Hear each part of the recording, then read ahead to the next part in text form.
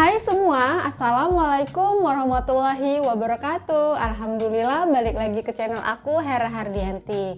Nah, di video kali ini aku sebagai ibu yang kemarin melahirkan dengan secara sesar. Nah, di video ini aku mau kasih tips merawat luka bekas sesar biar cepat sembuh dan cepat kering dan gak sakit di kemudian hari. Tonton sampai habis. Nah, sebelum kalian menonton, bisa banget kalian subscribe dulu channel ini, nyalain loncengnya, dan biar kalian gak ketinggalan video-video aku yang lainnya.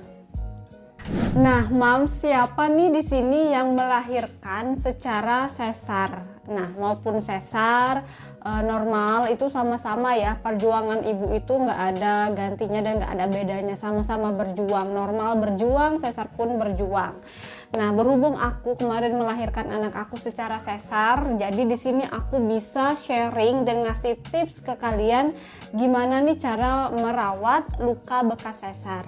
Nah, kebetulan luka bekas sesar aku tuh udah 3 tahun lebih ya dari anak aku lahir 3 tahun yang lalu, dan alhamdulillah sekarang tuh keadaannya normal-normal aja, baik-baik aja, nggak ada rasa sakit, nggak ada rasa cekit-cekit atau gatel atau apa tuh, nggak, aman sentosa.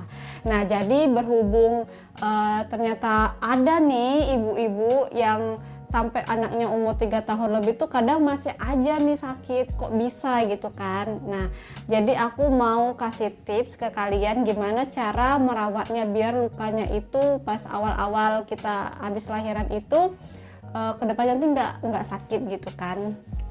Nah, langsung aja. Jadi ini yang aku lakukan, yang aku rawat ketika aku habis sesar anak aku yang pertama.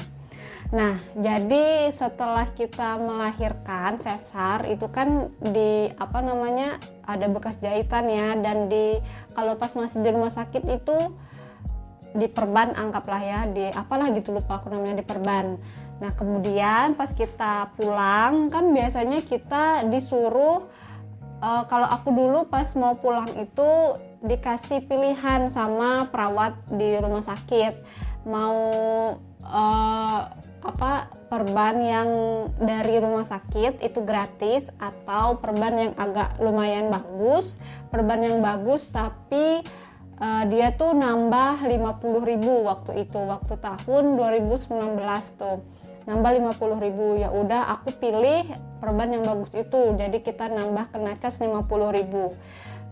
Perbannya itu anti air, jadi meskipun kita mandi dia nggak akan ngerembes ke bagian ke bagian bekas jahitan yang ada perbannya itu.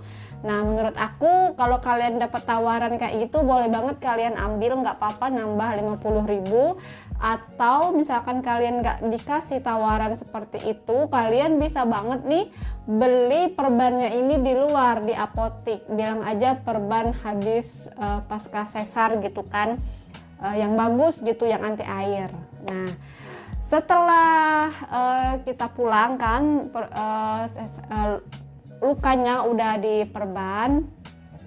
Nah, pas kita pulang, nah kita mulai tuh proses penyembuhan luka itu di rumah, kita rawat sendiri. Apa yang aku lakukan? Yang aku lakukan adalah aku konsumsi putih telur satu hari itu kurang lebih 6 sampai 8 butir per hari. Itu per hari ya, per hari. Per hari selama kapan? Selama luka jahitannya itu belum kering. Nah, jadi aku makan itu kurang lebih selama 2 minggu, karena di minggu kedua kan kita kontrol lagi dan lihat gimana rahim kita, gimana bekas jahitannya. Nah, kemudian aku dikasih vitamin minyak ikan gabus, itu bentuknya kapsul bening ke orange kayak gitulah, pokoknya minyak ikan gabus. Kalian bisa, kalau aku kemarin dapat dari resep dari rumah sakitnya, terus juga bisa kalian beli di apotik juga, pasti itu banyak deh minyak ikan gabus. Nah, kemudian juga aku konsumsi ikan gabusnya beneran. Nah jadi pada waktu itu di tempat aku kan agak susah ya ikan gabus. Nah kebetulan pas aku habis lahiran itu ada nih, cuman harganya lumayan tinggi ya. 1 kilo itu waktu itu hampir 100.000. Nah karena jarang ditemuin, jadilah aku makannya adalah vitamin minyak ikan gabus aja sama putih telur. Kalau pantangan-pantangan lain sih kayaknya makan yang sewajarnya aja lah ya, karena ibu menyusui harus banyak-banyak makan yang bervariasi. Nah kemudian setelah 1 minggu, jadi selama 1 minggu sebelum aku kontrol lagi itu bener-bener jahitan itu tuh perbannya itu nggak rembes air sama sekali gitu kan, jadi kita aman. Nah kemudian di minggu kan 1 minggu, terus minggu berikutnya aku kontrol lagi, itu jahitannya dibuka, perbannya dibuka sama perawatnya, terus juga jahitannya itu dicek gimana, udah kering atau kayak gimana gitu kan. Nah pas saat itu alhamdulillah jahitan aku tuh udah bagus, udah kering gitu, karena ada beberapa kasus jahitan itu ada yang lepas, ada yang lembab gitu kan, padahal bekas luka itu kan harus kering gitu kan.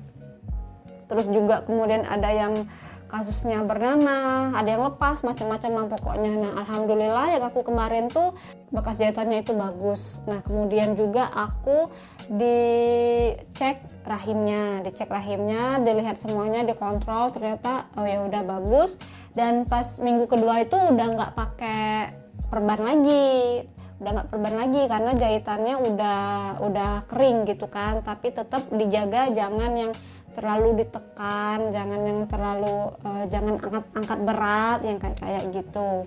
Nah kemudian juga nih pas aku habis lahiran itu banyak banget nih informasi yang aku terima untuk biar jahitan itu cepet kering, katanya minum obat Cina. Nah aku sebenarnya agak ragu lah ya, karena obat Cina maksudnya aku nggak tahu itu tuh gimana gitu, detailnya gimana. Cuman aku punya temen, dia punya informasi kalau ternyata nih obat Cina itu nggak bagus dikonsumsi karena dia dapat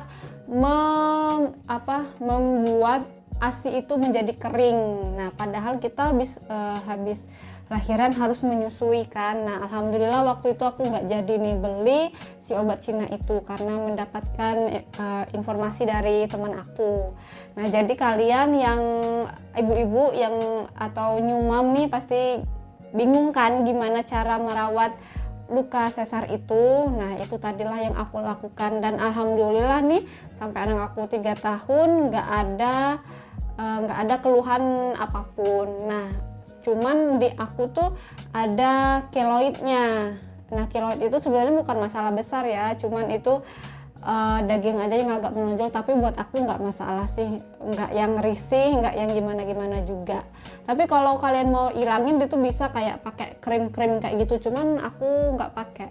Tapi selama 3 tahun ini awalnya keloidnya itu agak lumayan besar, cuman seiring waktunya dia agak mengecil. Memang nggak hilang, tetap ada, tapi ukurannya tuh nggak yang sebesar pas awal-awal dulu gitu loh. Nah, bahkan ada temen aku yang nggak pakai apa-apa keloidnya tuh bisa hilang. Dan juga nih kalau nanti kita melahirkan anak kedua, keloidnya itu nanti bisa dibuang juga sama dokter pas kita operasi lagi. Nah jadi itu dia tadi nih informasi sedikit tentang gimana sih cara merawat luka sesar dan juga tips aku sepengalaman aku. Nah semoga nih informasi yang sedikit ini bermanfaat bagi kalian semua. Kalau misalkan ada yang mau sharing atau ada pertanyaan lainnya, bisa banget kalian komen di kolom komentar. Nanti biasanya ada banyak juga nih ibu-ibu yang suka sharing di kolom komentar. Nah sampai jumpa nih di video aku selanjutnya. Wassalamualaikum warahmatullahi wabarakatuh. Bye.